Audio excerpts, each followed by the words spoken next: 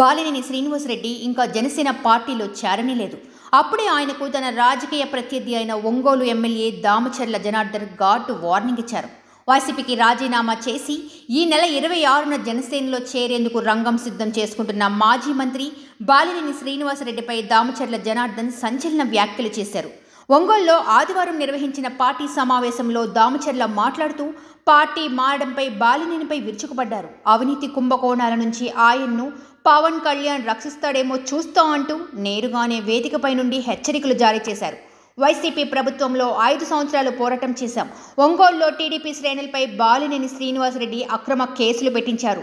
నాపై 32 కేసులు పెట్టారు. మా నాయకుడు చంద్రబాబు నాయుడు గారిని కూడా బాలినేని శ్రీనివాసరెడ్డి దూషించారు. అధికారం పోయి 100 రోజులు గడవక ముందే బాలినేని పార్టీ మారుతున్నారు అంటూ ఆయన మాట్లాడారు. ఈరోజు మళ్ళా పార్టీ మారాలని చెప్పేసి ఒక పెద్ద మనిషి తిరుగుతూ ఉన్నాడు. ఇంకా పార్టీలోనే చేరలే. నిన్న మళ్ళా ప్రెస్ మీట్లో అంటున్నాడు, నేను జనసేనలోకి వెళ్తున్నాం. జనసేనలోకి వెళ్ళిన తర్వాత మా కేడర్కి కానీ ఏదైనా ఎమ్మెల్యే అంటే ఎమ్మెల్యేనే, మా వాళ్ళకి ఏదైనా ఇబ్బంది జరిగితే నేను అధిష్టానికి కంప్లైంట్ చేస్తానంటాడు. అంటే అప్పుడే స్టార్ట్ చేశాడు.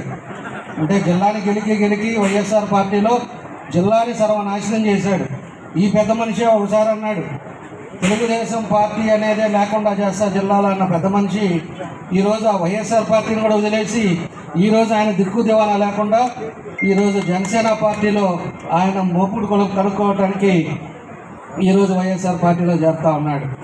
నేను తెలియజేస్తున్నా, వైఎస్ఆర్ పార్టీలో నుంచి ఆయన వచ్చినా ఏం జరిగేది అనేది ఆయన వ్యక్తిగత విషయాలు. ఈరోజు రాజకీయ పరిస్థితులు ఎట్లా ఉన్నాయో ఒకసారి మనందరం కూడా ఆలోచించుకోవాలి. ఈరోజు నిన్నటిదాకా 5 సంవత్సరాలు పోరాడాం. మా వాళ్ళు అయితే ఒంగోలులో జైలుకి వెళ్ళారు. అదేవిధంగా కేసులు పెట్టారు. ఆడవాళ్ళని చూడకుండా కొట్టారు. అదేవిధంగా నా మీద 23 కేసులు పెట్టారు. అందరి మీద కేసులు పెట్టి అనేక రకంగా ఇబ్బందులు పెట్టారు.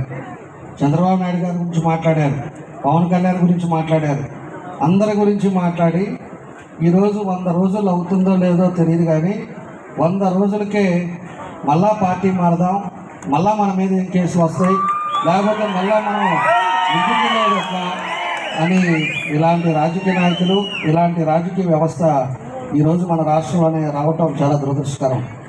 ఈరోజు ఉండే పరిస్థితుల్లో పార్టీ పెట్టినప్పటి నుంచి ఒక సిద్ధాంతంగా ఈ రోజుకి ఒక పార్టీ కన్ను చూడకుండా మేమైతే మా కుటుంబం ఎప్పుడు కూడా పార్టీనే కమిట్మెంట్తో ఎన్టీ రామారావు గారి కాడి నుంచి చంద్రబాబు నాయుడు గారి నుంచి లోకేష్ దగ్గర నుంచి మేమంతా ఒక కమిట్మెంట్గా ఒక పద్ధతిగా ఒక పార్టీని నమ్ముకున్నాం.